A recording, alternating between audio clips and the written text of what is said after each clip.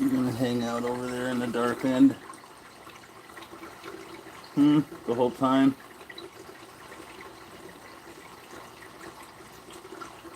Are you? Just gonna sit there and look at me. Hi, Spirit. Hi, Brooklyn babe. Yeah, he's hiding out. He's starting to come around. He's healing up good. The last 2 nights he hasn't been going ape shit at night. No new scrapes or nothing. But once he comes into the light, I can show you the two. The one is almost gone, the smaller one, and the longer one on the other side is almost not visible at all. So he's doing all right. I'm probably gonna have to do water changes every 2 days and vacuum it at least every other day. But yeah, and I think there was a fluctuation in the pH of the fucking water, the municipal water that we got. Because I think in the wintertime, I don't know what they do, but the pH changes, so I had to test the water before I did the water change last time, and adjust it with pH balancers. But since then, he's been good. I just have to make sure I check the water before I put it in, and if it's not at the right pH, just adjust it before I put it in there. I think that might have been part of his issue. The heat's good, 80 degrees. And like I said, the last 2 nights he hasn't been going ape shit when the lights are off. So he hasn't been going ape shit at all. He did uproot one of the Anubias. I gotta find it. I just saw it floating about an hour ago. There was a little one right there in that little spot. But he might have just knocked it loose swimming over it because it was in there very precariously. But other than that, he's been good.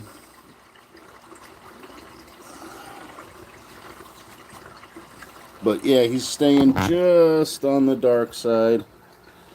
But you can see that one little white spot right above his eye there. That was much more prominent the other day.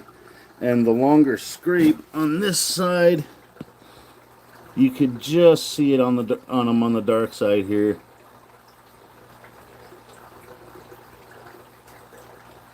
Barely. But he is doing better. The shit's healing up. I gotta look and see if I got a good picture of the big Raphael catfish, but he was out yesterday, and at first I thought there was something wrong with the Oscar because he was on the glass behind the Oscar. Hi, Trisha. But then I noticed it was the biggest Raphael cat. But of course, that was right after the lights came on, and shortly after they came on, he decided he didn't want to hang out. But he's half again as big as the second biggest one, and he's like twice as big as the smallest one.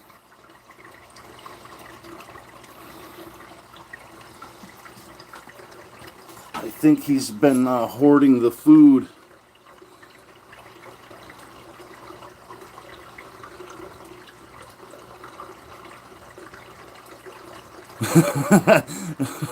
Hassan Bano Mansuri, I hope I said that right. Yeah, we just point at the fish tank and shoot the shit, man. I ain't into the drama or any, complete ridiculousness. A little bit. But, yeah. Figure if we can't find a decent spot, we make a spot, right? Hello, Claude Collins. Thanks for stopping by. Colt, what's up, brother?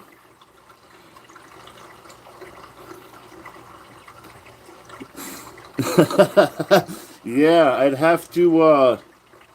I do have a 70-gallon plastic food safe tub that I use, but I'd have to bring that. He'd probably be pissed off for a couple days though. They kind of get like set to what they, their environment, and uh when it changes from something they didn't do, like if I move something, he'll have an attitude for like half a day or a day. Like it takes him a little bit to get used to the new surroundings. But I do have the ability to put him in something and transport him if I have to. Air stones and shit like that. I just have to figure out where to get water on the way to do water changes and shit.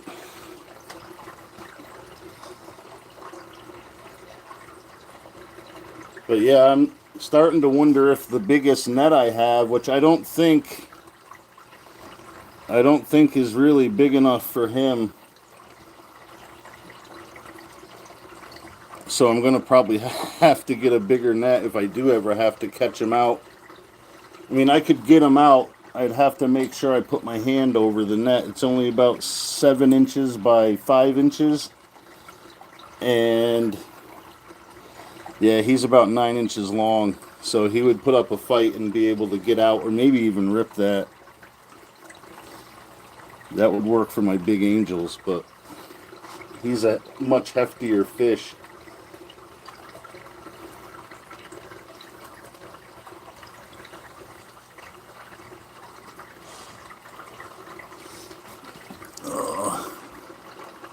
But I am going to have to do something with that brace because food keeps getting stuck under there. I did figure out a cool way to get it all out of there, though, with a cup.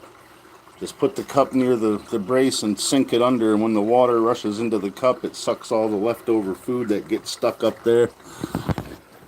All up in that thing. Like you can see it there. I'm going to have to do that soon.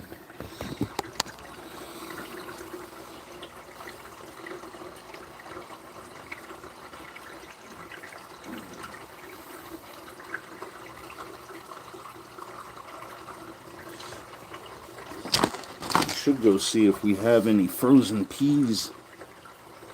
We'd probably go batshit for a couple of peas. It's the only vegetable he'll eat. I've tried fruit, apples, bananas. I haven't tried a piece of grape.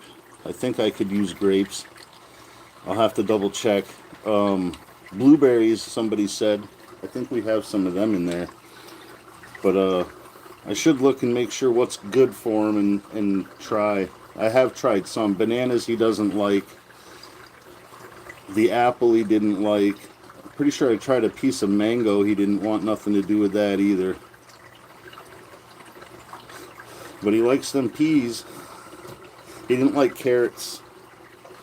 I tried nori, some seaweed, dried seaweed. He didn't want that either.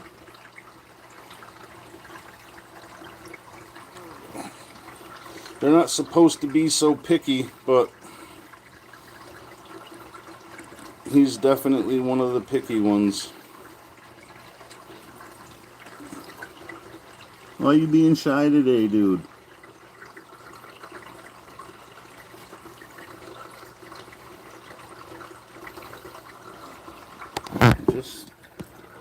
Just chilling. Yeah, now he's like, don't look at me. I don't want you to look at me.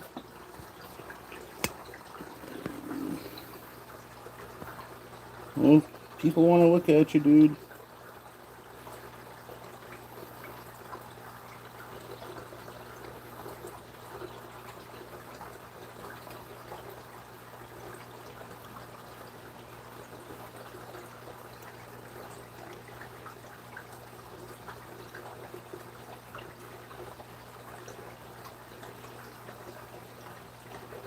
Yeah, I do have fish food.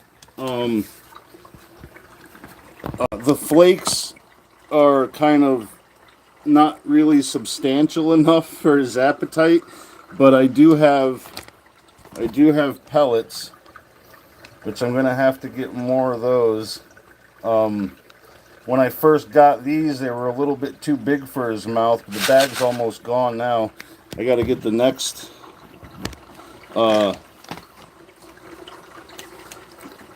the next bigger size. But yeah, Tetra is what I use, Brooklyn, for the flakes. Everybody eats these in both of my other tanks. If I could get it to hit the bottom, I'm sure the catfish in this tank would eat it too. But I'd have to put it right in the return in the water and have it kind of be forced down to the bottom. But instead, I do have sinking shrimp pellets for the bottom feeders, and even some of the other fish eat them before they hit the floor. So, hi Cindy, thanks for stopping in. Yeah, I just wanted to give an update. My fish kind of beat the shit out of himself the other day. And for a couple of days, it was like spazzing out when the lights were out. So my girlfriend, who is arguably the more intelligent of the two of us, was like, well, maybe it's the TV being on after lights out. So I covered the front of the tank, and she kept the volume down a little bit. And the last couple of nights he's been good, but he beat himself up good. He got a couple good scrapes. I don't know what he ran himself into, but there's a little light spot right behind his eye there on the top side, and that's one of the places where he bashed himself. But it was a lot more visible yesterday and the day before. But yeah, he's getting better.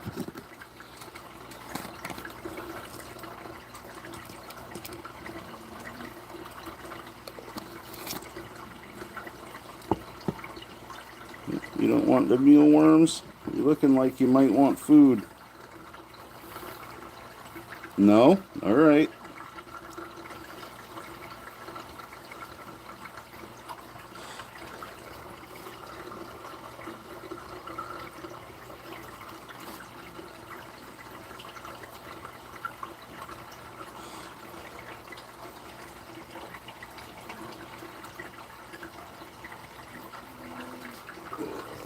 Where are you at?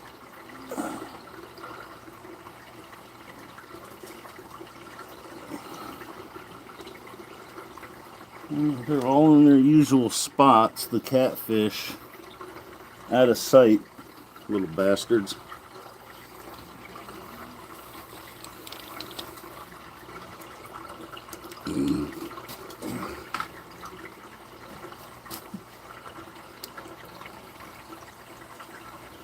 How are you feeling today, Cindy? I hope you're feeling better than you did yesterday. If just a little bit.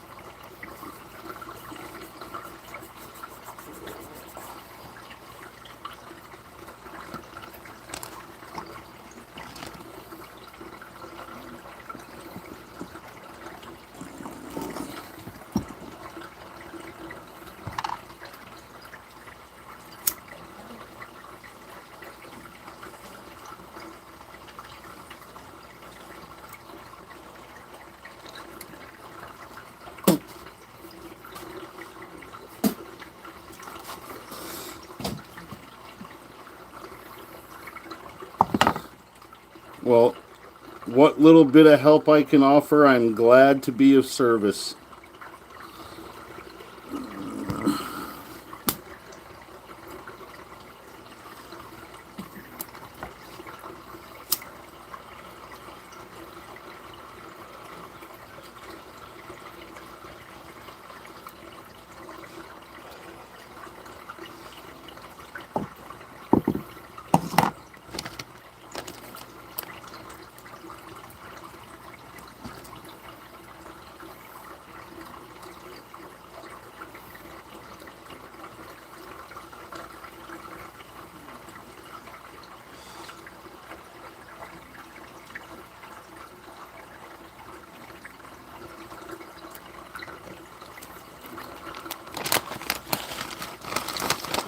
No?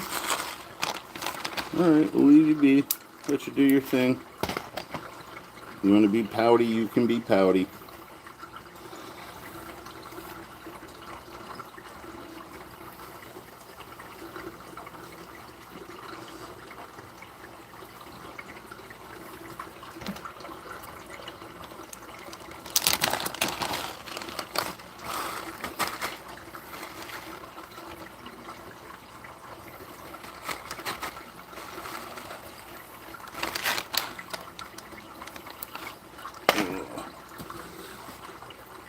Monkey Man, what's up, buddy?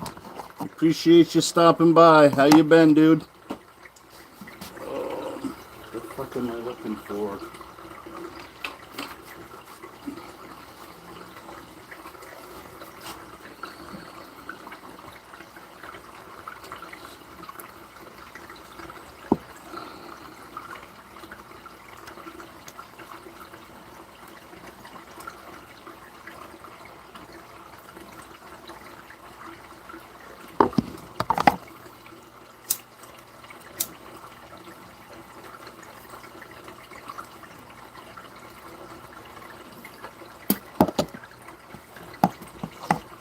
Oh.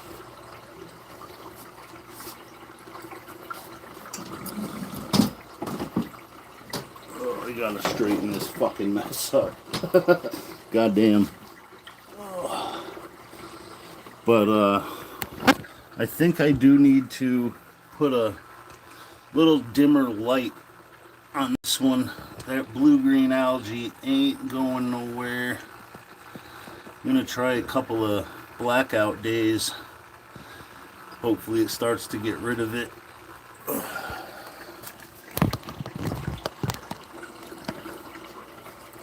A little bit lower power light, I think. The fucked up thing is finding a happy medium where it's not too much to make an algae bloom and still enough to see the fish. Oh, you fucking dick. Corridoras, man. These guys lay in the weirdest spots and they lay so still. Alright, yeah, you're not dead. You were probably sleeping. I'm sorry, dude. Fucking lay on their side and shit. Like they lay down there all still. And that one in the middle, I just moved him, but he was laying on his side right here up against that rock. I thought he was dead.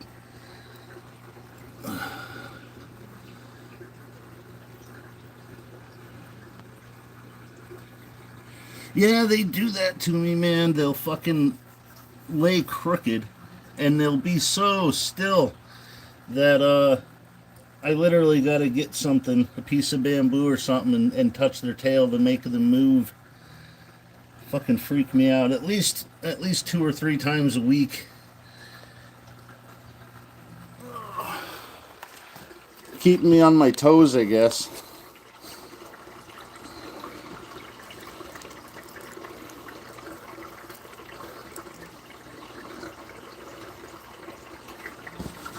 But it's definitely weird. Freaks me the fuck out. Even though I'm kind of used to it, but I still gotta check.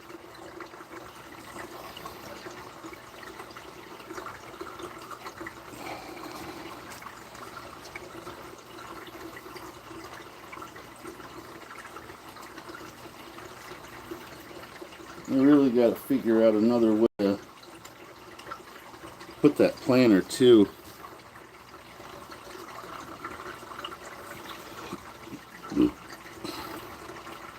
Yeah, I guess it can get boring in the tank, so you gotta fuck with us somehow. Or they have to.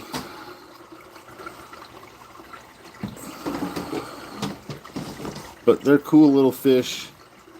I probably should have got more of the peppered ones like I have downstairs, the white ones with the black spots, but I liked having the all white ones. They're a little more visible. The peppered ones do it more, though. Whenever I go down there to feed, I look around just to make sure.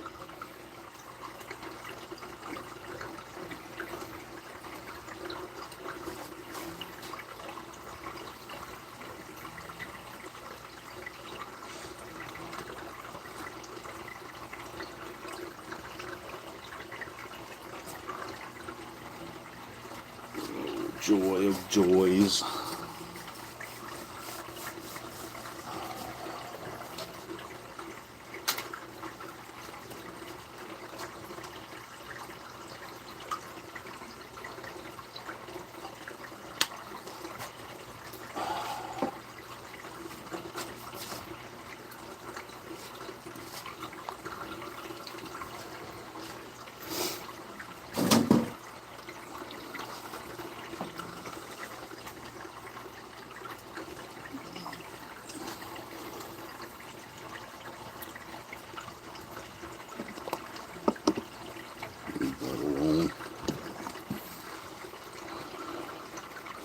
It's been threatening rain here all day long.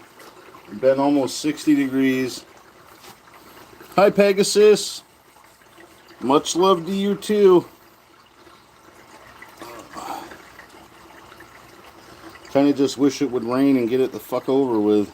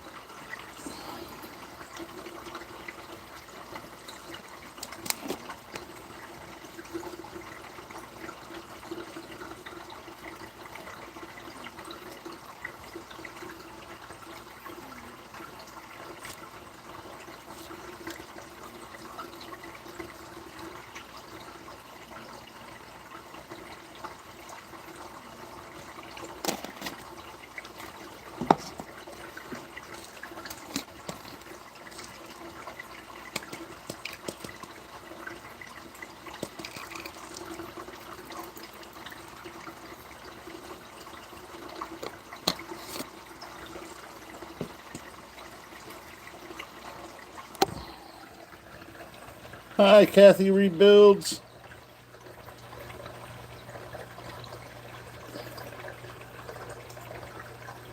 Oh, he's doing better. His scrapes are all healing up. That one's almost invisible, the little white right on top of his head there. He bashed himself up the other day.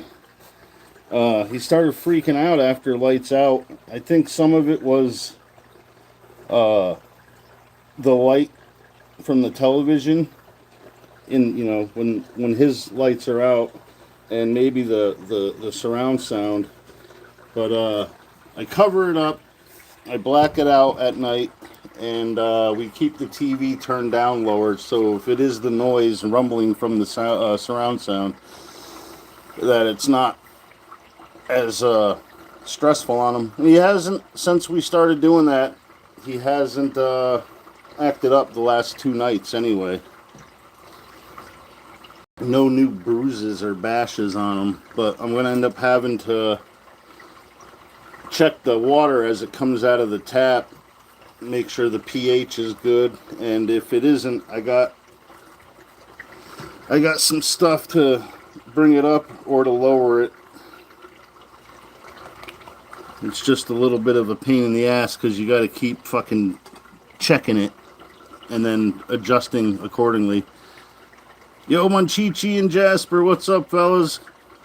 It's good to see you guys. Yeah, the pH balance, like swampy water is more acidic than like running water, fresh water, like in a stream. And yeah, certain fish like it higher, certain fish like it lower. If you could keep it like right in the middle, like 7, most fish are good. Between 6.5 and 6.5 and 7.5. I try to keep it around 7.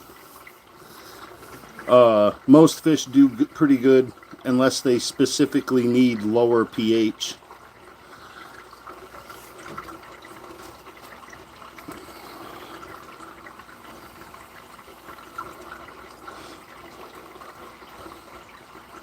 But yeah, I didn't even think.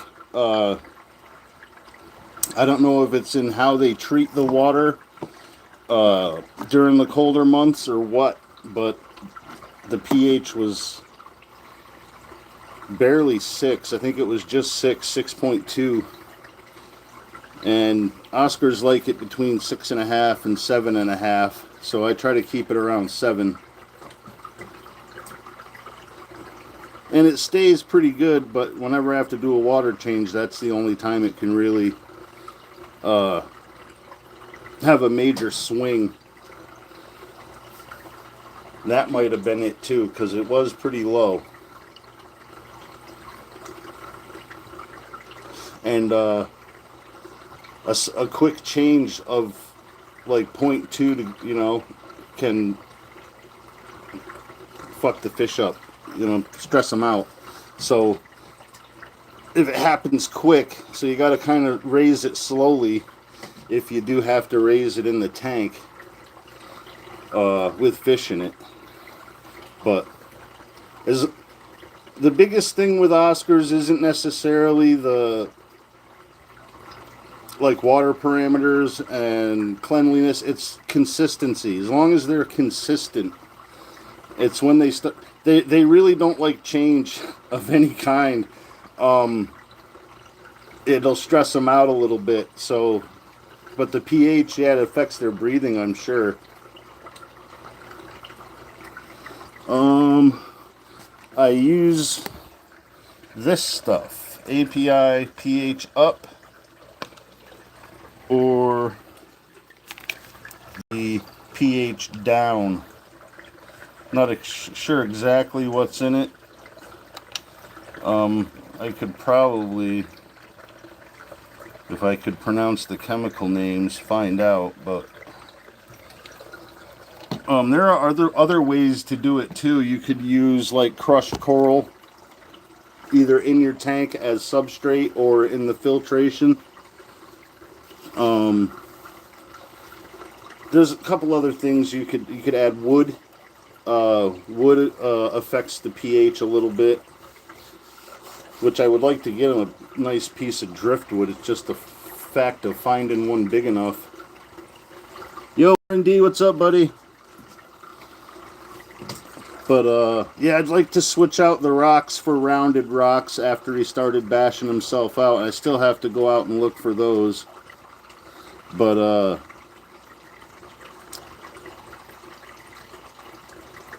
hoping this weekend me and my boy will go out stick and rock hunting. He's got a good eye for driftwood.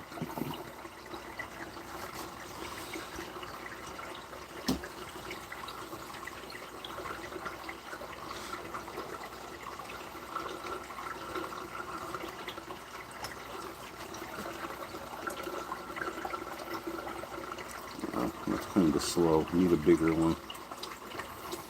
Bigger cup for that shit. Try to suck out the uneaten food. That helps keep the water a little bit cleaner too, without food rotting away in there. Another thing, eventually, I'd like to get just finer grain sand, because the pebbles in this shit gets hung up everywhere. Like you can see, there's a mealworm and an uneaten piece of pellet. There's a couple of mealworms. Yeah, vacuum every other day, every 2 days, and 20% water change twice a week. So far, has kept them from spazzing out at night, so I'm happy with that. Especially that first night, like I was legitimately afraid he was gonna kill himself, because like he did slam into the glass pretty hard.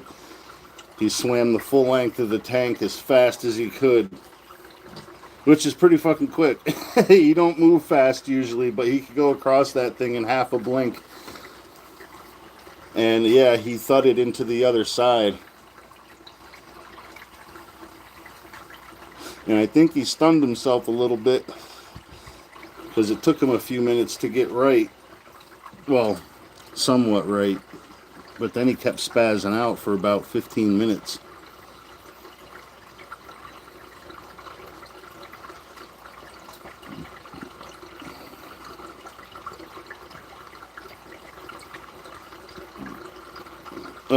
I could move the tank, but that would be having to take him out and lower the water almost all the way down, if not all the way down. Me and my brother-in-law got away with leaving about an inch in the 40 gallon, and we could move it from here to underneath pretty easily. But this is a lot heavier tank when it's empty, and there's like fucking 30 pounds of sand and rocks in there.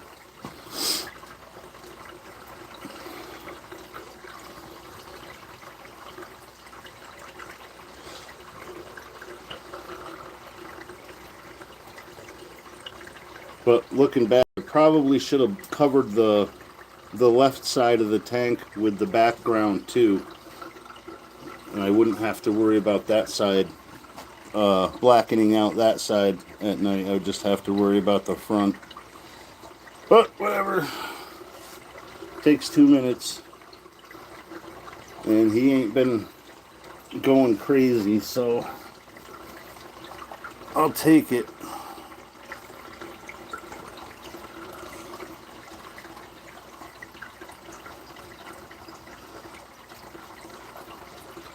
Oh, damn it.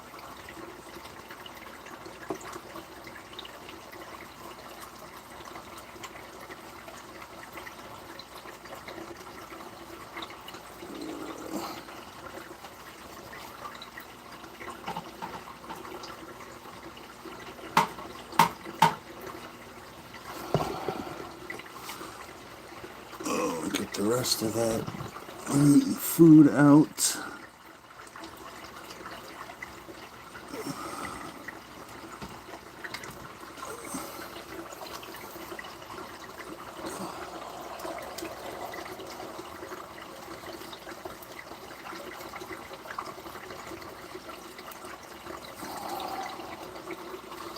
God damn.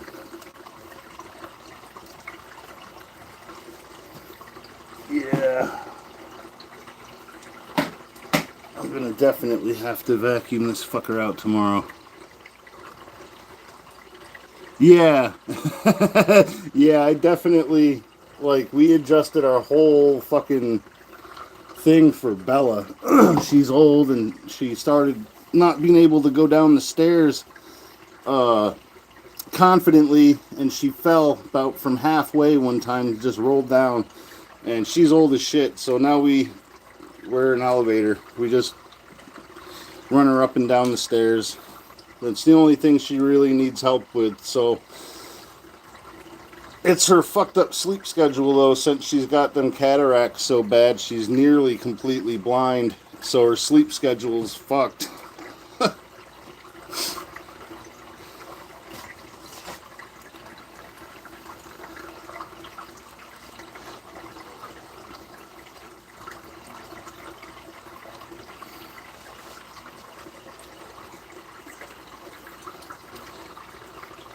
Yeah.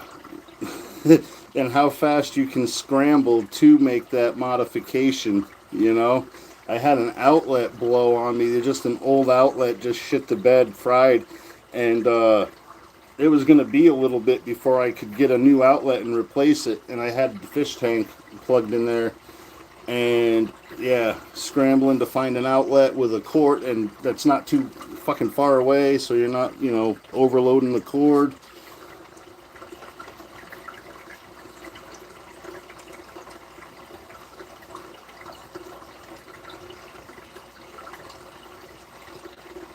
Yeah. Yeah, my brother had a Staffordshire Bull Terrier. Her name was Tonka. Best fucking dog in the world. Her only bad trait was she liked to chase the dirt bikes and the four-wheelers.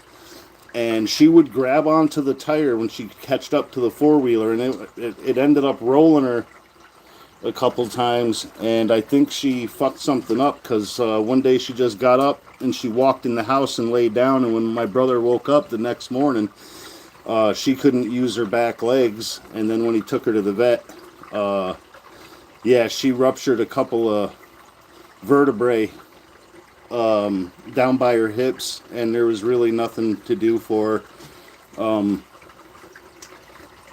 Fucking broke my heart as much as it did his. She would give other dogs hell if they were raising hell around the kids or acting a little too rambunctious. A kid could jump on her, pull her hair, pull her ears, her tail, poke her in the eye. She didn't give a shit. But other dogs, if they got rowdy around the kids, she would put them in her place. And she was, maybe a 50-pound dog, 60-pound dog at most. Fucking awesome dog.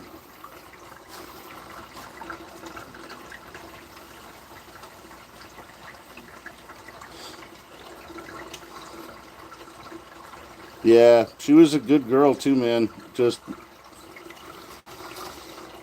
wouldn't stop chasing the quads and shit.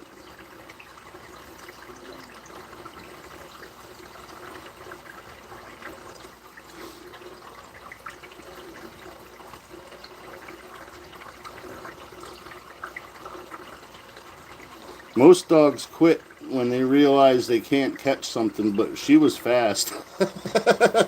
And she was a bully, so she wasn't about to quit doing anything. But yeah, poor old girl. Well, she wasn't even that old. She was only like 7, I think. 6. Yeah, like, all of my brothers are pretty much pieces of shit, but a couple, well, the one that had Tonka, like, he really gives a shit about the dog. Maybe no other human being, but at least he cared about the dog. My other brother had a pug for 12 or 13 years, and then Tonka, my other brother, his staffy had a litter.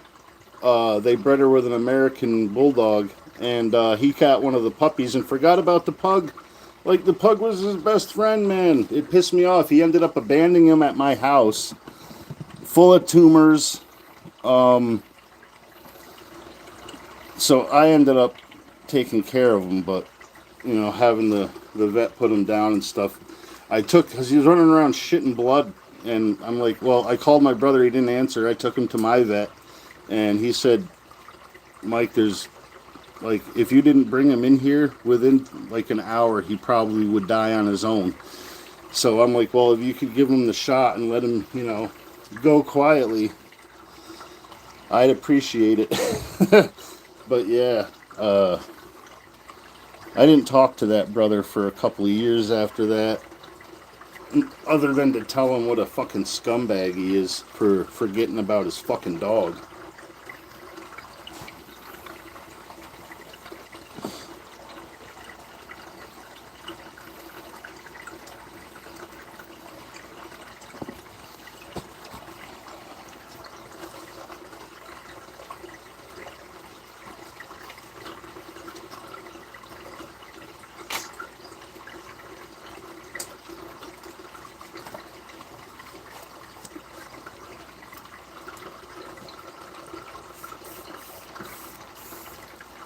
Yeah, our little fucking dog, Rubble, keeps getting out through a hole in the fence.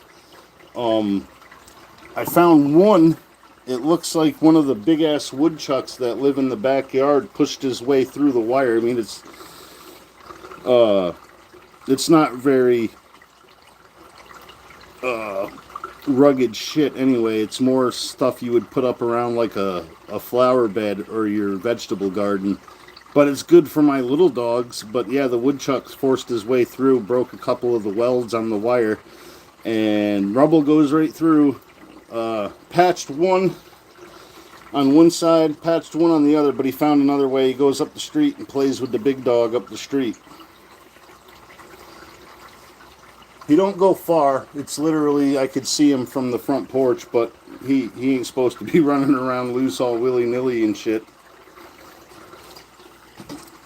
Plus, Rubble, is a wonderful dog, but he's not overly bright. Like, as little thinking as possible is how he goes through his day. Kind of goes by emotion, I think. Well, right on time. Yeah, old girl's sleep schedule is fucky, but it's a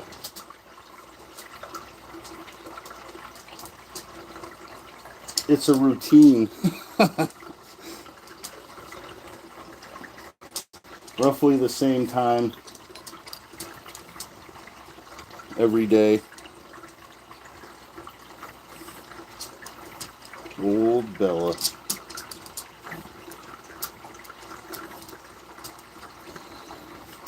Yeah, the only time you could really see that she can't see is when she first wakes up and she's all groggy. She doesn't try to take her time to make sure she don't run into stuff.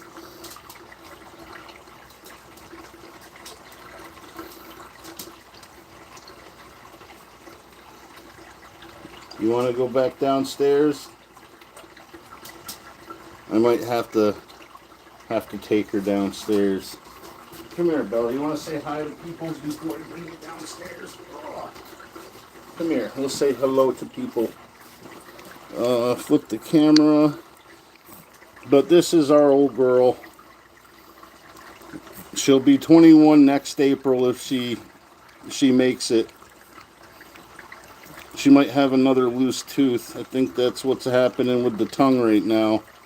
But she's lost about 5 teeth. Just found them on the floor. But I'm going to take her down and let her eat. And I'll be right back.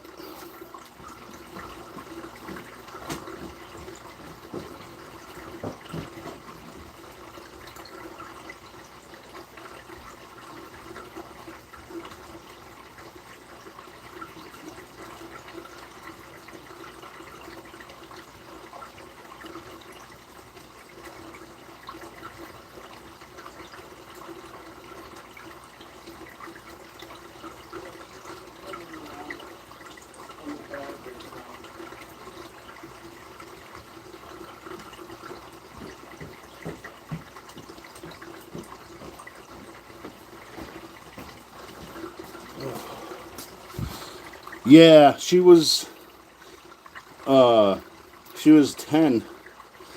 when I moved in with Alley Cat, and it took me 3 whole months of sharing all my food with her to make her my friend, but she hated me. She wouldn't let me pet her. She would take food and she would take treats, but she wouldn't let me touch her, and she wouldn't get, closer than 3 feet away from me. And then it got to where she would let me pet her, but only until the food was gone. And then she would move and sit there and want another piece, wait for another piece. And then one day, I didn't have food or nothing. She just jumped on my lap when I sat down on the couch, and she's been like a wart on my ass since. I actually made Allison a little bit jealous, because like when she would get on the bed, she would always lay on or near Allison, but I was giving her all kinds of love and food, and eventually she was laying on me when we sat here watching TV. But dogs know I'm a pushover, so I think that's why they gravitate toward me. Yeah, I definitely want it with fucking meatloaf and chicken and pieces of steak. But yeah, now she's my friend.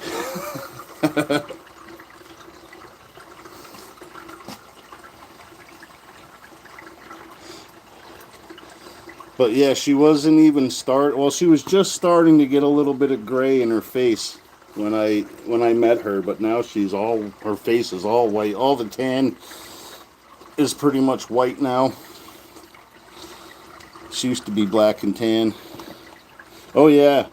Yeah, especially when she stole like 1/3 of a pound of meatloaf right off the plate Like I set it on the arm of the couch and I stood up and set it on the arm of the couch, and I went to get the remote control, and I turned around just in time to see her grab one of the pieces of meatloaf off the plate, and then she ran into the boys' bedroom and went under the bed and ate it. I was like, motherfucker. And she's little. Like if I tried to catch her, it'd have been like trying to catch a chicken.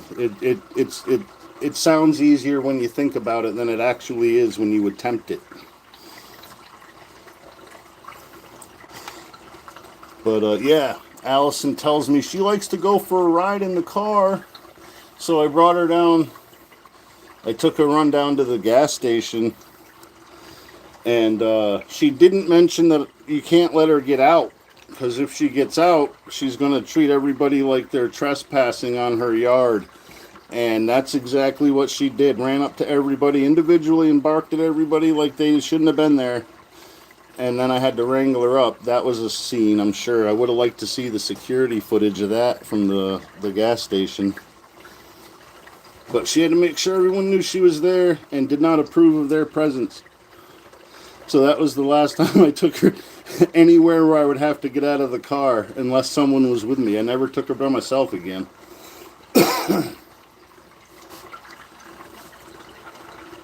Half chewed up mealworm. Awesome, Pigpen. Go get it.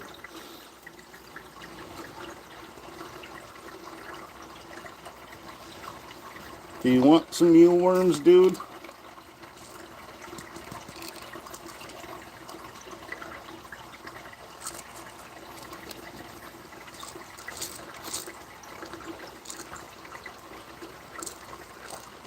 Yeah, and them little dogs, they know they're quick and they know they can hide. Hi, Misty. Thanks for stopping in. Fish is hiding again, of course, but...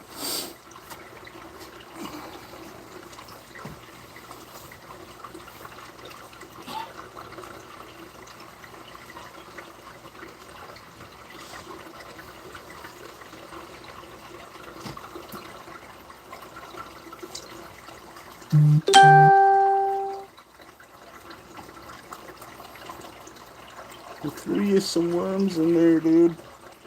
You look like you were gonna try to wedge your face in a crack for that one on the fucking bottom.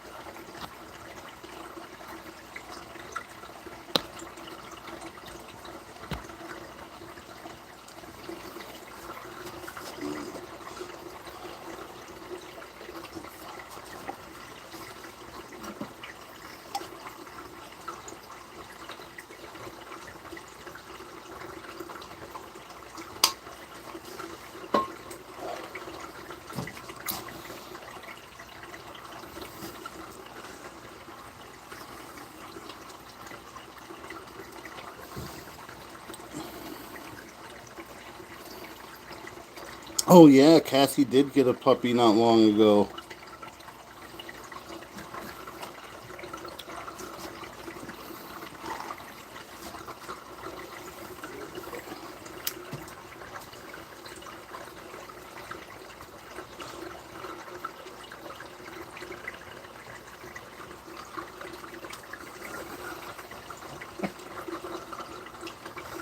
Well, you need to be a little intelligent to be a smartass, so at least you don't got a dumb dog, Kathy.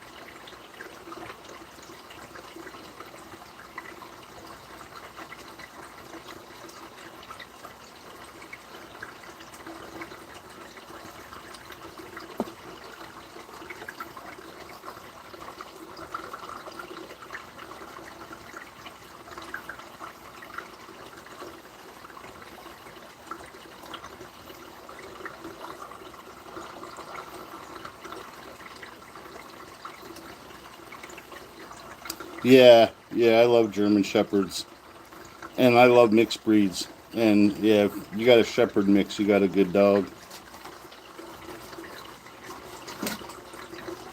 I had a Shepherd Doberman mix when I was a kid named Bandit. She was fucking awesome. She was the tail and the ears were Shepherd, her color was Shepherd, but her body shape was Doberman, and her hair was shorter than a Shepherd's but longer than a Doberman's. Such a good fucking dog.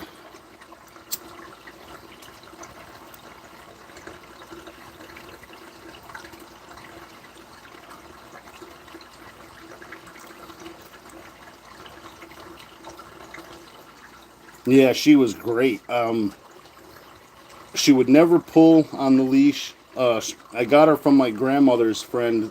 She was having to go in the hospital for a hip surgery or something, and she wouldn't be able to walk her for like months, and she didn't have anybody close that could do it. And Grandma nominated me to do it, but the lady's like, "Well, if you could, and you think the boy would want the dog, you could take the dog. I know she'll be in a good home." But yeah, I love that fucking dog.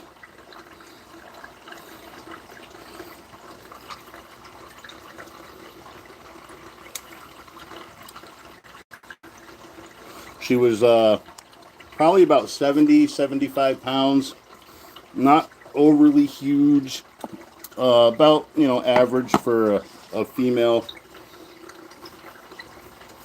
But never had to worry about no kids fucking with me. Nobody fucking with me at all if the dog was with me. She wouldn't like charge anybody, but she would look scary as shit. Show her teeth, lay her fucking ears back, go full bore. Like she was gonna fuck shit up. But yeah, she was a very good dog.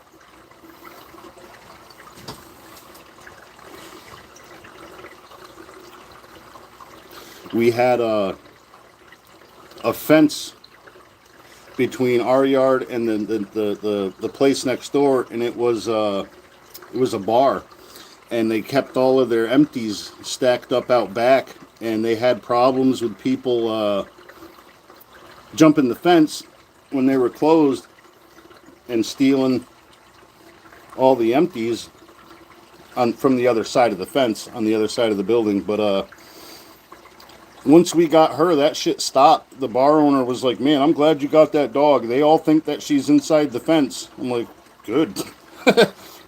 They would be having a bad day if they jumped in there and she was.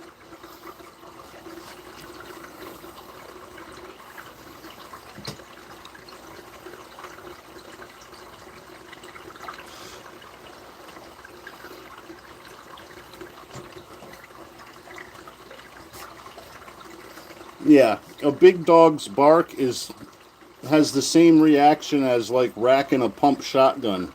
If someone hears that shit, it's going to make them second guess their life choices at that moment. And if you got a big dog and the shotgun, they're never going to, if they get to go home, they won't come back.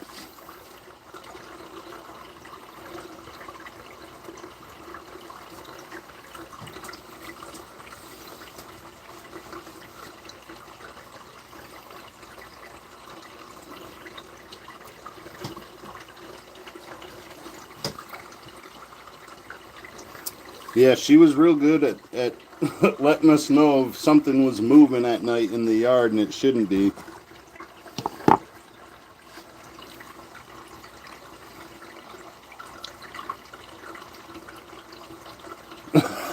Yeah, you really don't need it with them. That's a fucking alarm and security guards.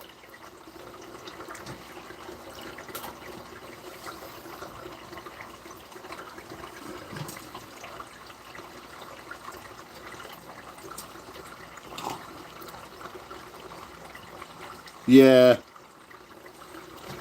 makes sense. Last big dog I had, we had French doors. The front door was French doors, double doors, and they were an old set. and it always scared me that he was going to break through. They're all glass too, and I thought he was going to come through there.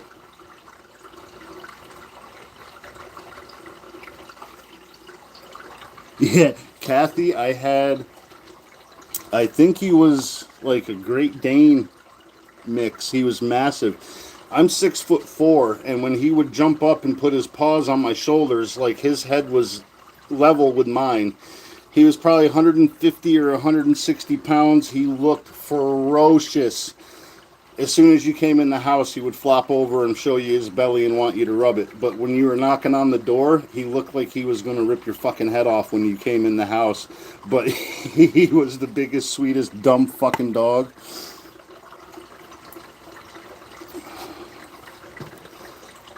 But Bud, my last big dog, he he wasn't fucking around. I think he was some kind of Mastiff and Shepherd mix. He kind of had like the faint outline of the tan markings on the face of the like a shepherd, but he was brown. Yeah, but he would not fuck around. If I let you in the house, he would watch you. If he didn't know you, he would watch you close. If he was outside and you just walked up in the yard, it would be a bad fucking day. Especially if you reacted with fear. If you stood still and just, acted like you should when a dog that you don't know comes up to you. But he looked so fucking aggressive and he was big. Bud was like 130 pounds. Just a big fucking dog. But yeah, my buddy fixed up his old mountain bike, and he saw the kids riding their bikes around the yard, my son and my nephew, and he thought, hey, I'll go get my bike and ride with the kids. Said, don't do that, bro. Don't fucking do that. He does not like bicycles. He's like, what are you talking about? The kids are riding right around him. Like, yeah, that's his kid and his kid's cousin. You're an adult. He does not like grown-ups on bicycles for some reason. And sure as fuck, as soon as he came up there on his mountain bike, the dog grabbed him right by his ankle and pulled him to the ground. He started freaking out. I'm like, dude, you kick my dog, I'm going to beat the shit out of you because I told you not to ride your fucking bike up here. I told you he was going to do something like that, and you didn't want to fucking believe it. And if you kick my dog after that, me and you were going to have a big fucking problem because he was trying to kick him away from him because he was dragging his pant leg pretty fucking good. But I'm like, I told you, it don't matter how much he knows you. Like, I wouldn't even try to ride a bicycle in the yard, Oh yeah, Chows are a very good protection dog too. My friend Dave had a black one, a purebred named Mr. Man, and yeah, he wasn't real good with strange dogs coming over. He was good with people as long as you weren't acting shady and you knew how to approach a dog. But he was my buddy. But when I was a kid, a friend of mine had a pit bull chow mix.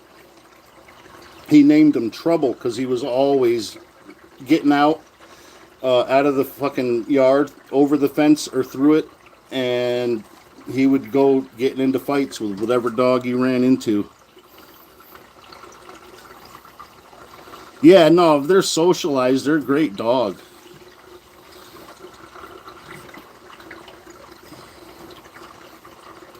He was a burly fucker too. I mean, he looked twice as big as he was with the hair, but yeah, it's a lot of hair.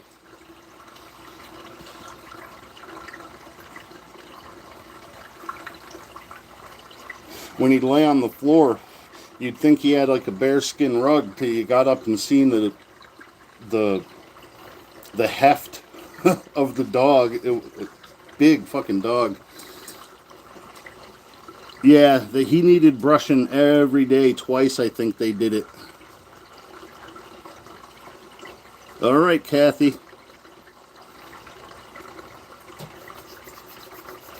But yeah, I bet you could stuff a fucking pillow with the hair they brushed off of that dog every day, especially shedding season.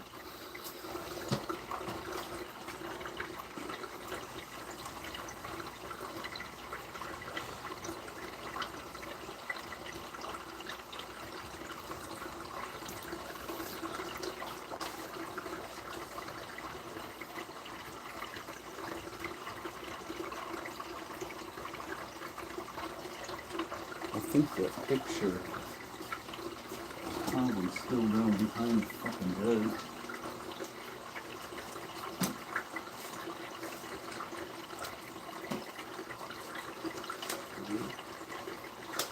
How to get this out? Not big enough. Fuck.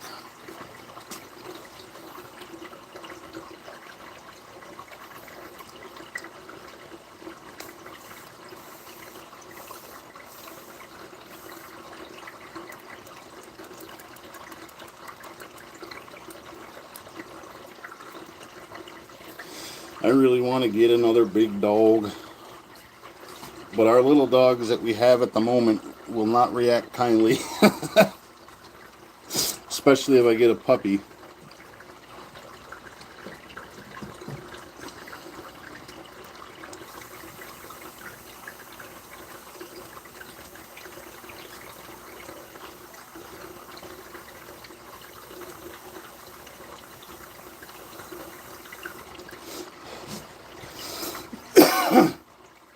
I was watching a short the other day, and the guy was in the UK walking a nature trail, and he saw this other guy with this very interesting looking dog, very mastiff-like dog, and he asked him, what kind of dog is it, expecting it was some kind of mastiff, and the guy said it was a Boxweiler. It was a Rottweiler Boxer mix, and it was one of the best looking dogs I've ever seen. Boxer colors with the Rottweiler build, but he was a little leaner than a normal Rottweiler and a little longer in the leg, but just this stout. Oh my God, was he beautiful. I'm like, God damn, if I ever get one of them boutique breeds that they call them, I might have to look for one of those. Very good looking pup. Super friendly. The dude is a photographer, which is why he approached the guy, and he was such a fucking good looking dog. Yeah, I mean, the people bred it specifically. I would have liked to see the rest of the litter to see if they had any that were darker, black and tan, or some weird mix, but he was a pretty dog. Bella, I'm coming.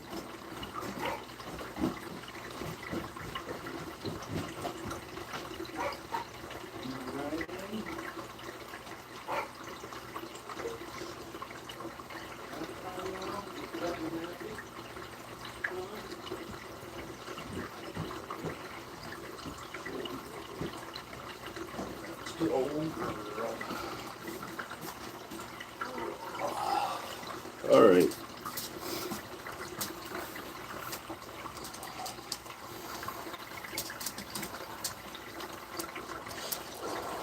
But I've seen a couple of YouTube videos of people that breed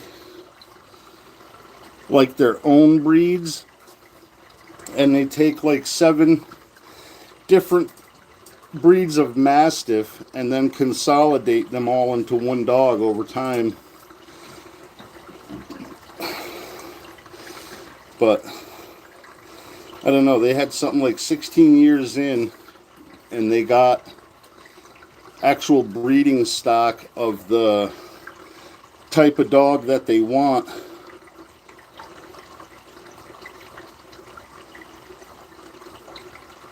Yeah, they're one of them dogs that most people probably shouldn't own.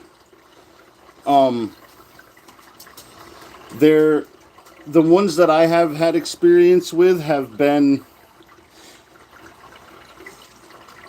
very protective of their people and their property, and you really need to socialize a Rottweiler. Like I said, I've only ever met one that I wouldn't fuck with and get out of the car and try to make friends with. But that dude was acting like Cujo trying to come through the window.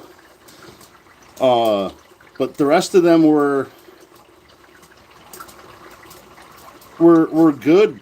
Like they're big and they're intimidating looking, but the people that had them raised them right. But I've met people with all kind. I've met a fucking beagle that was one of the meanest fucking dogs I've ever seen in my life. And a beagle is a perpetual 2-year-old. They're just like a kid their whole life.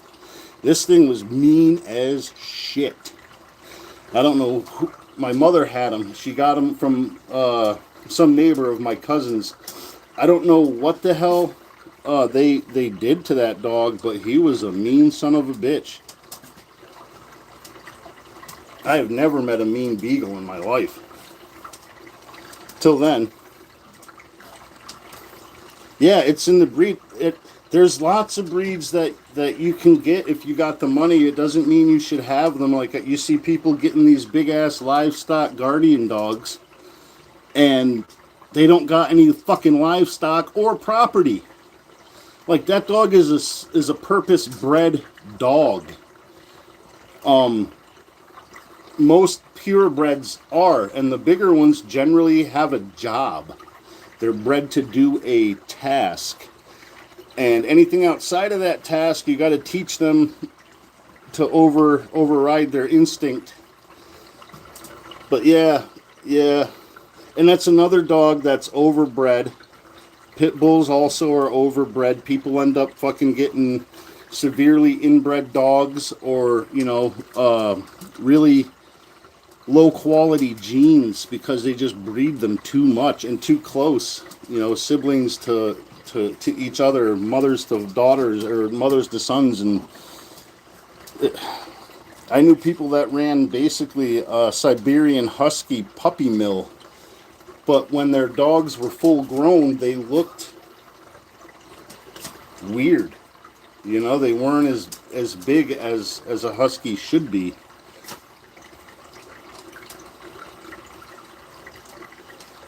Yeah, eventually. I mean, it probably won't happen like overnight, Kathy, but as demand rises, somebody's going to step up and try to, fill the supply. No, definitely not. Neither one of those dogs really are a first-time dog owner kind of dog. They're headstrong, they're smart, they have a purpose. And if you don't teach them what their purpose needs to be, they're going to do whatever the fuck they think is right. And that could be bad on you. Yeah, Malinois are a very athletic dog. But that's the thing, though. People see it and like, oh, I got to have that. Oh, I got to have that.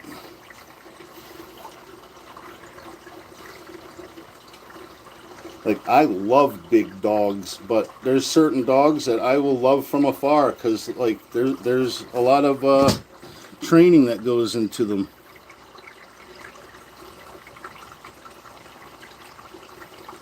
Yeah, hell yeah.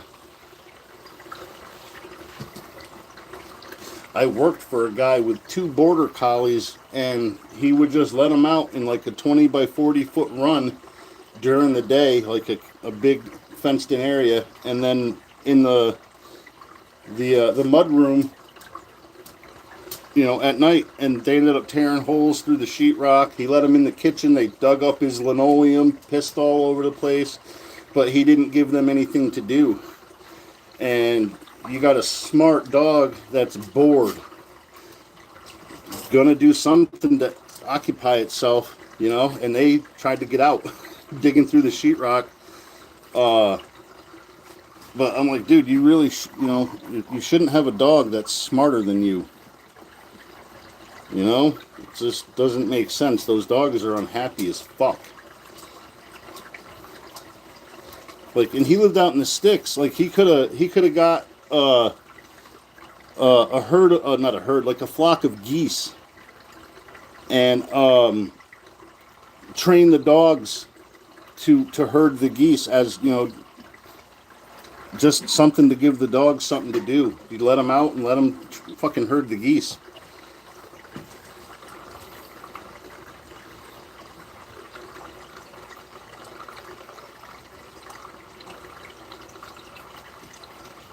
Yeah. Yep. You need to let them burn out that energy, man. That's why they get the zoomies. If you don't let them get outside and run some energy off, man, they get stir crazy.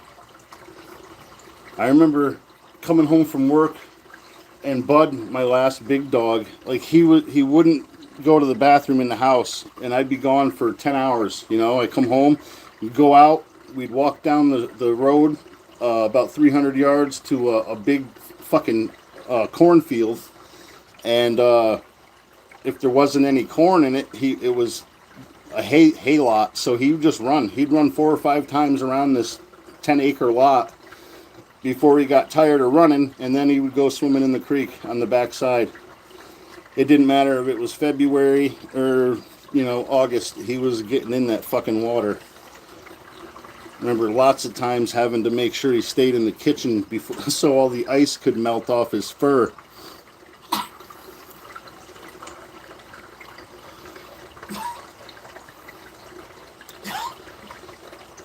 But yeah, that was a funny dog too. He other big dogs he was very standoffish with, but the neighbor down the street had two little Jack Russell Terriers, and they were not intimidated at all by this massive fucking dog. And he would keep trying to pull to go over, not barking at him like he's not being aggressive. He wanted to go play with these guys, and they were not going to let him in the yard. They're standing out there behind the invisible fence just barking at him like, dude, you do not want to go over there and get your ass whipped by two Jack Russells. Like, come on now. You're going to embarrass yourself and embarrass me. Like, how the fuck could I show my face around here if your big ass gets whooped by fucking two 20-pound dogs? But he just wanted to play, and eventually I met the owner, and we introduced them, and they were good, but the Jack Russells did not look like they were wanting to play.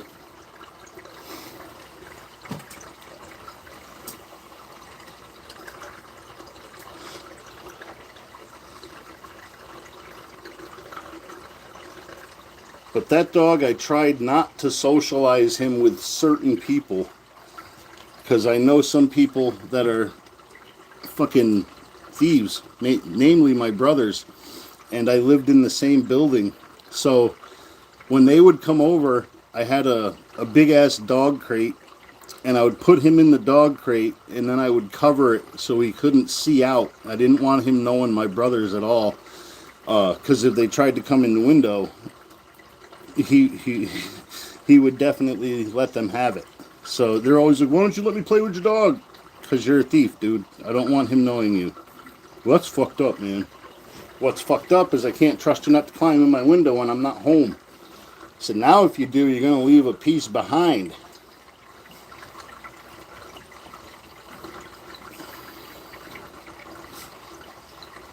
Yeah. When I was in high school, a friend of mine worked on a horse farm. And they had a wire-haired and a smooth-coated Jack Russell.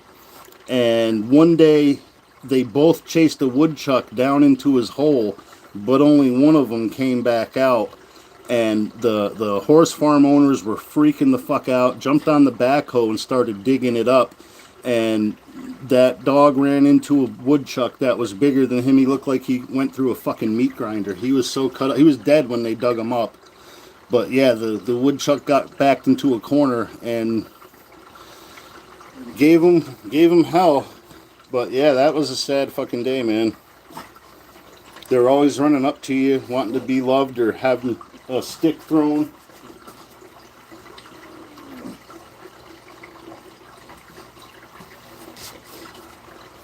But yeah, I mean, any animal is going to be dangerous when you corner it, but a woodchuck is like a fucking subterranean beaver. They got teeth and they got a will to live,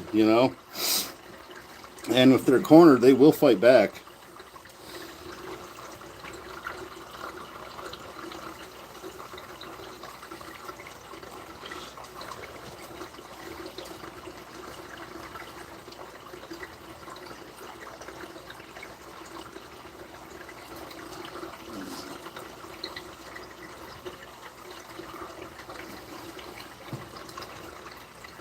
My uncle's buddy had a dog, Rocky. He was some kind of Mastiff mix.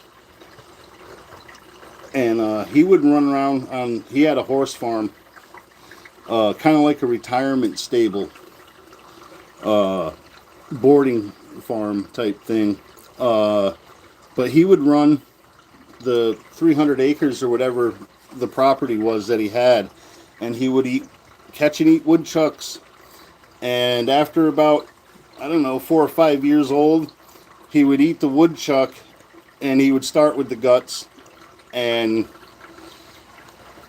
one night, my uncle's buddy, he said, "Man, I'm sitting here, it's just me and the dog, and I don't hear anything, but this god awful smell just permeates the living room."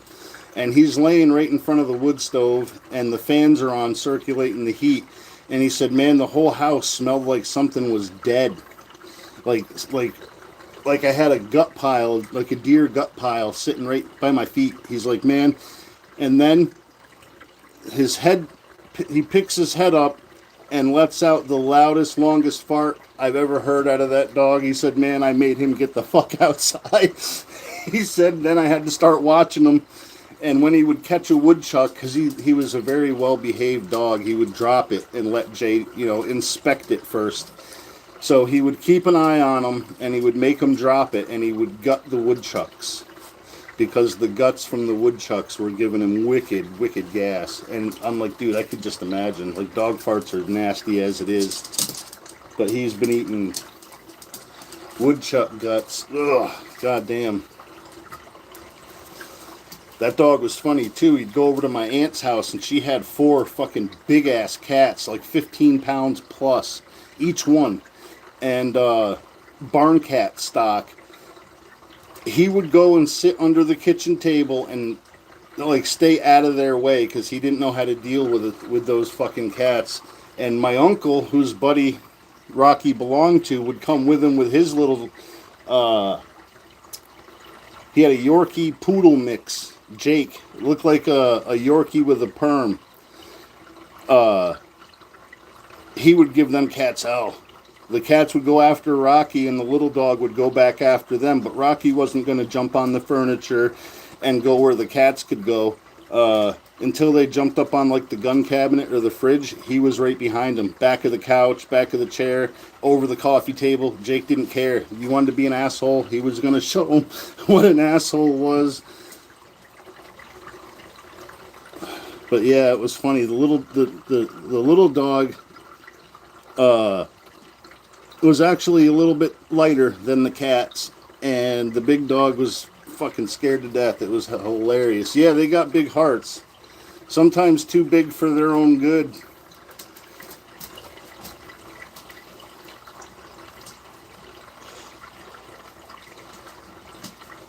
Bella.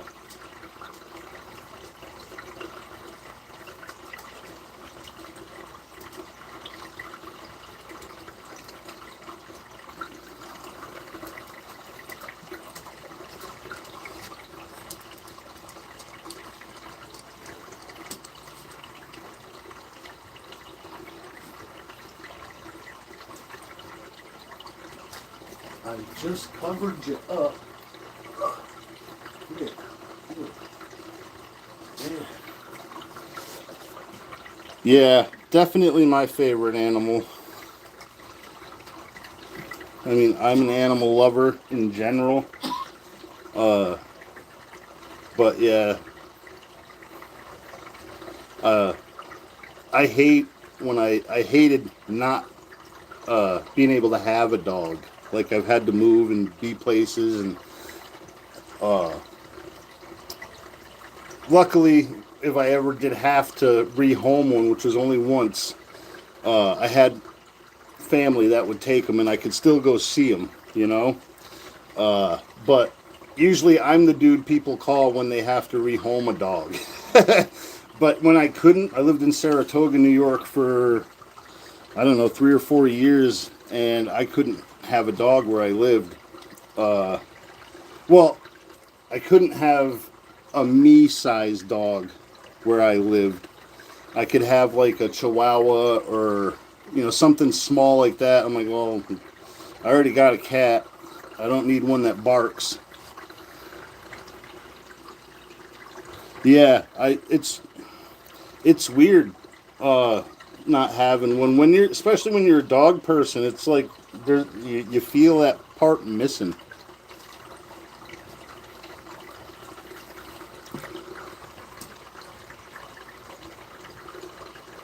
Yeah, some of the best dogs I ever had came from family members.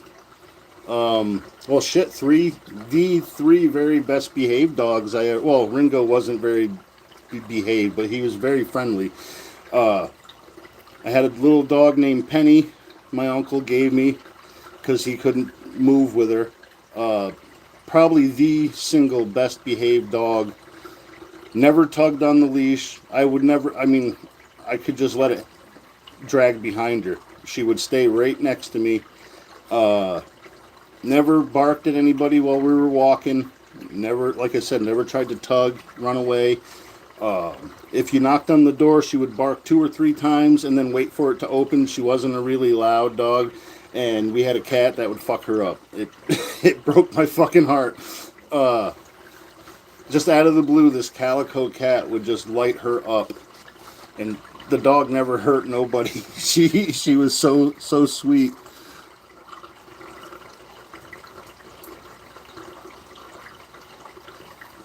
Yeah, yeah. Ringo, the 160-pound dog I had the worst separation anxiety, man.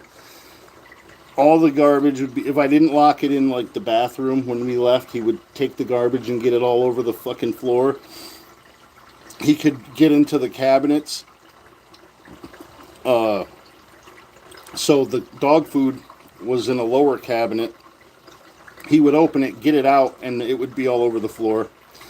And if I weighed it every day before I left and after I put it back in the bag when I got home, it probably would have been the same weight. But he could get in the refrigerator. And it was an old fridge with a latch. Like he had to pull the handle and then it would open from like the fucking 50s. He would get in there to eat all the butter, leftovers, whatever he could get. Like he would demolish the house. So I ended up having to put a ratchet strap around the refrigerator and keep get child safety locks for all the cabinets. They didn't have kids, but that dog would get in them. He could reach the cabinets above the sink and open them with his nose, but luckily he couldn't reach anything in there to get it out. But yeah, he was bad. And bark, and he had a big booming bark.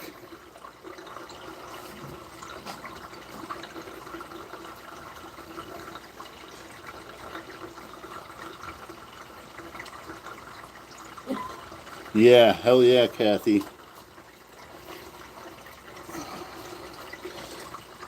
Yeah, the last big dog I had, Bud, he was crate trained, but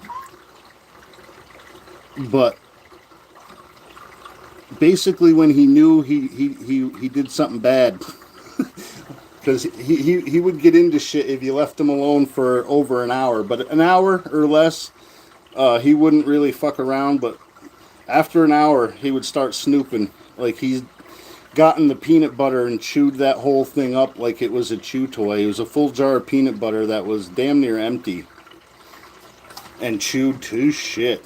Uh, but he wasn't too bad. And then we got another dog, and all the separation anxiety pretty much stopped.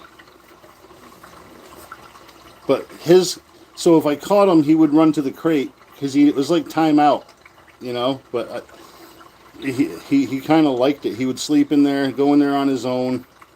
Uh, it stopped being like a punishment, and just was like his little man cave. Again, until we got the other dog, we got she was an American Eskimo Cocker Spaniel mix. And she looked like a little Holstein cow. She was white with black spots, black ears, well, like a black mask on her face with the white line up between her eyes, and then black spots on her like a cow. And when we got her, she was less than half the size of the big dog's head. And he was such a pushover. And as she grew up, she kept exploiting that.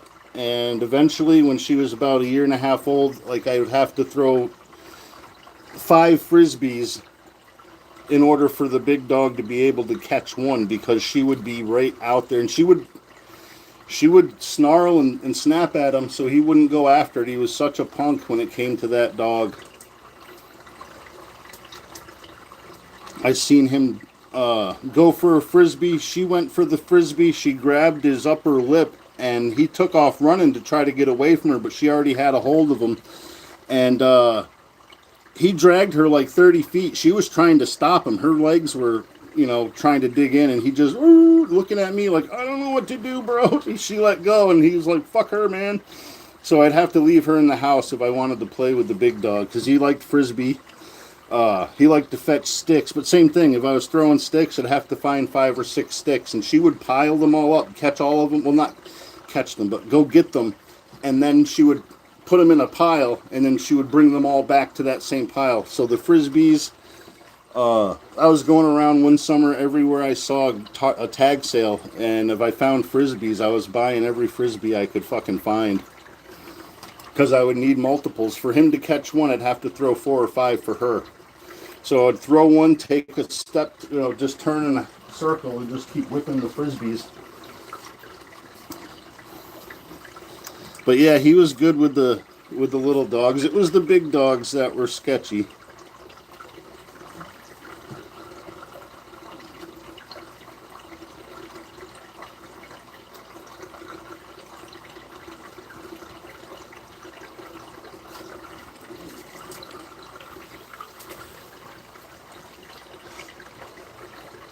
But it's weird how that worked.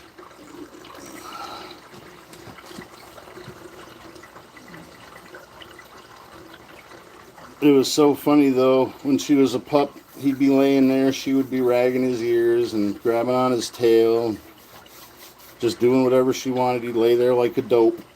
And then he would have to wait for her to eat. He would have to wait for her to be preoccupied to be able to get a toy or a stick.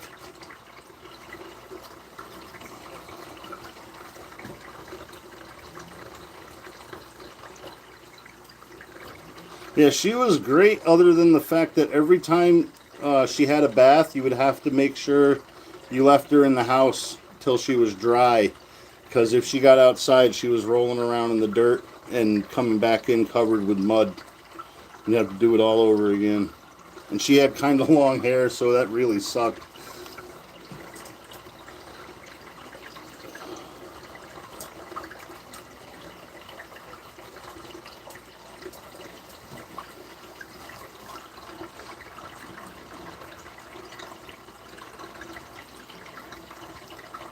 That happened.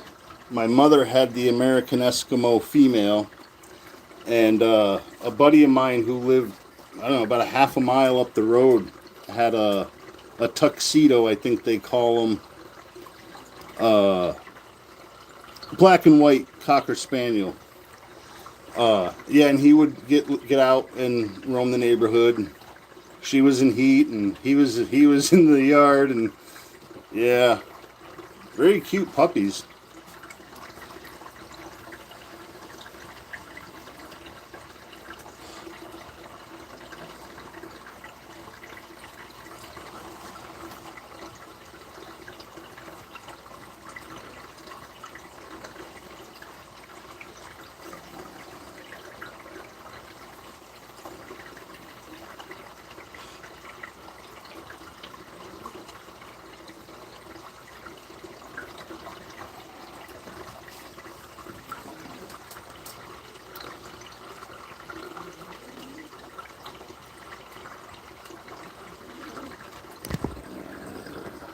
What are you doing, fish?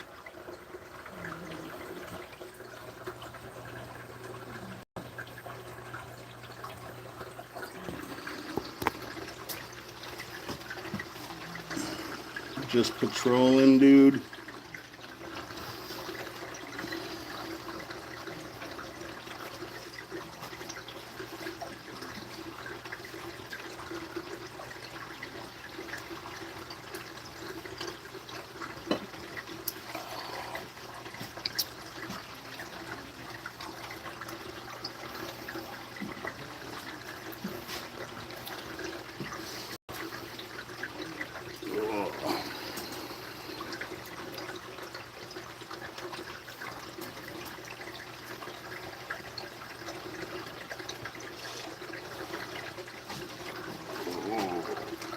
Damn.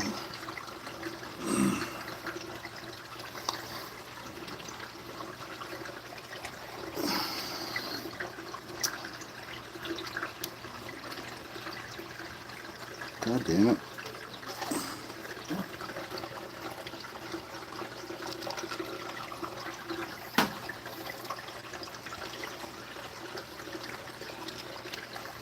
Ugh. You really got to find a better way to feed these pellets. Something to keep them contained in one area.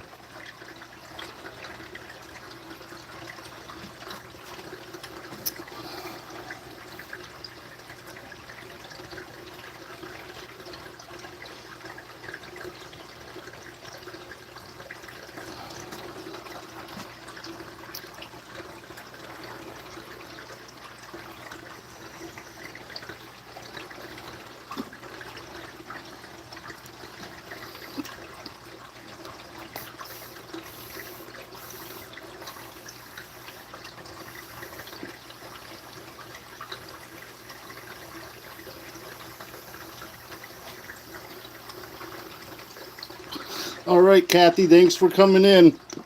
I'm probably not going to be on here much longer anyway. We'll see. I got about a half an hour before I have to go pick up Alley Cat, so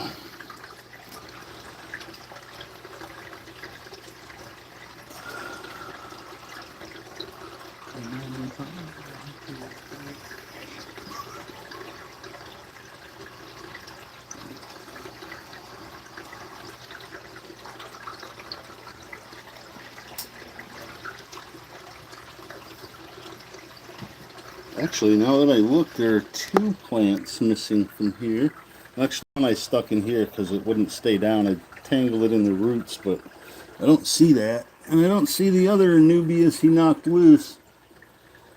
It's got to be on the back side there. Oh, no, there it is. Probably can't see it. It's tangled up in the roots there. That little green thing there. Have to get that out. I don't know where the other one went.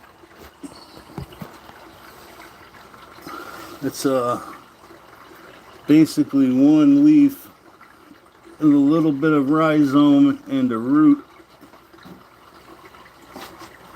Is that it? I don't know. Well, I'll have to look for it.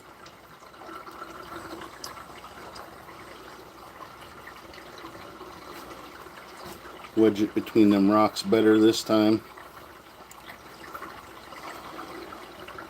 Really would like some of that. Oh, that fucking grass shit in there. The Vallisneria. I should try popping a couple of small ones out and transplanting them. I still got some fertilizer tablets to go in the sand because I don't have the aquarium soil underneath this to be able to grow plants right in the substrate. But I do have root tabs, and I really don't think the Vallisneria needs a whole lot of fertilizer anyway. But I want to get 1 or 2 of them and see how they do. I don't know how he'll like having a plant growing from the floor to the surface of the water, but we'll find out. I could always take them back out and put them in this one or put them in the 70 downstairs. That could use some more. I had that one full. The one downstairs was full of that Vallisneria. It looked like an overgrown lawn. I would have to cut it back every 2 or 3 weeks to be able to see the other plants and to give them light. I wished it would have taken off in the 40 that well, because I'd probably have a whole fucking extra pack of Corridoras by now.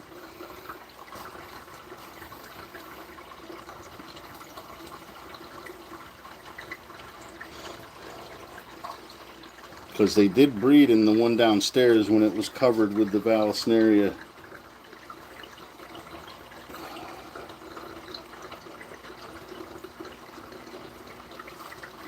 But I'm kind of scared to try hatching them and end up getting a whole fucking bunch that I can't do anything with other than keep.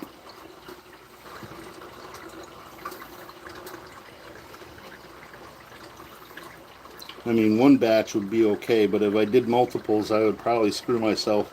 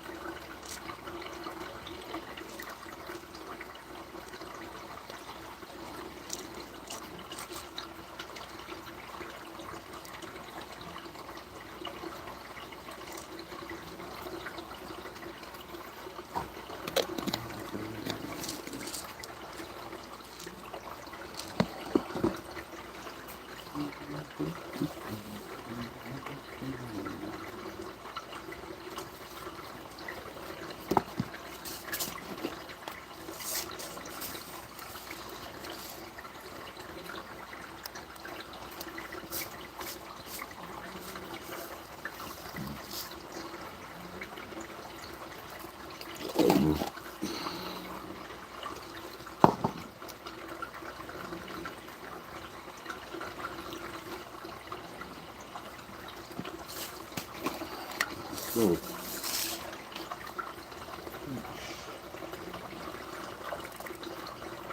Right there. Try to get the catfish out. I don't think this one's falling for it. Put a little food in. Try to entice the catfish to come out into the light.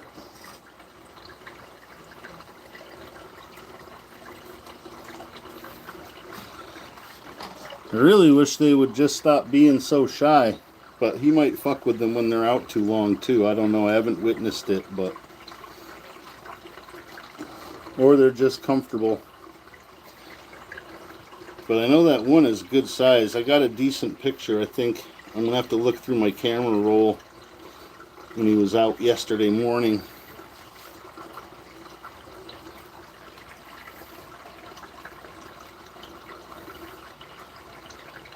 Big enough that it kind of worried me a little bit because I couldn't quite tell it was a fish the first time he came out to let me see how big he was.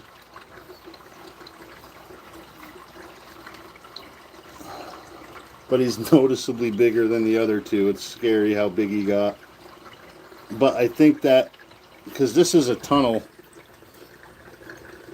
I think food gets blown through and collects right under the rock so he doesn't have to come out. So that's why I try to throw it so it comes and falls on this end. Oh, this one's moving around a little.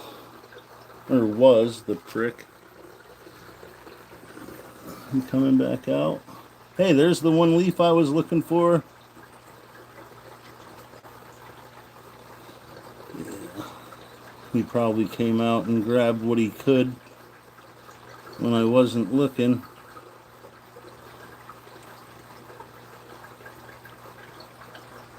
I thought the one on the glass would come off the glass, but no.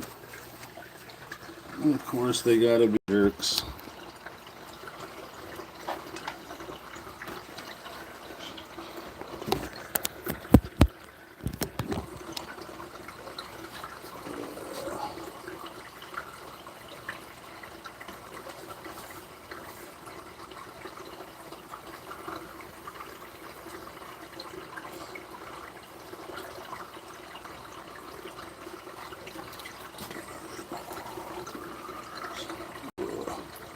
Yeah, well, this guy was moving a little.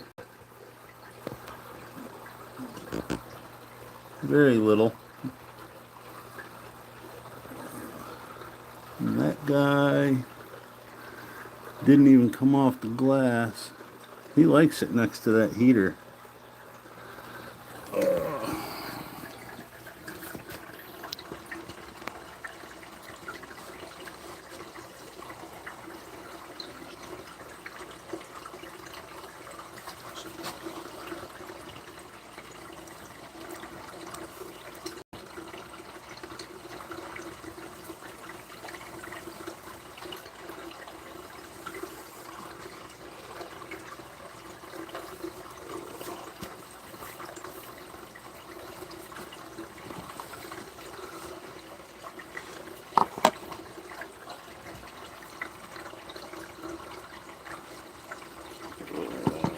temperamental fish.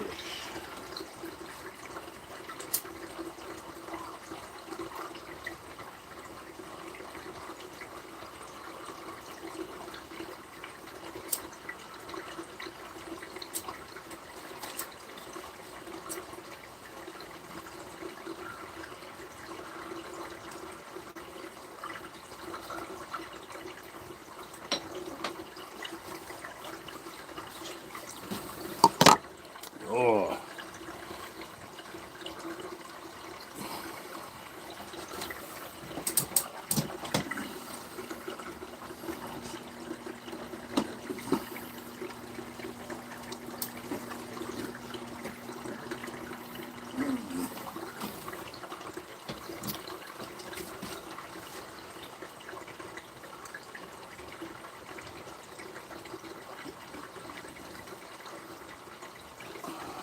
Yeah, I'll give you a vacuum in the morning, dude.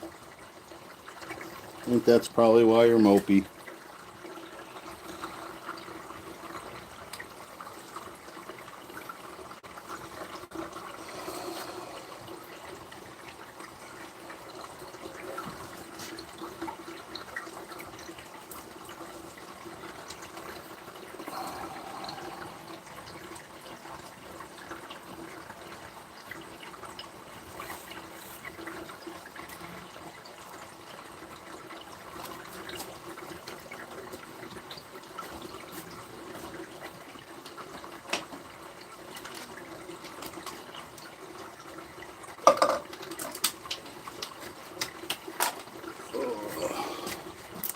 Well, I'm gonna end this one this time, guys.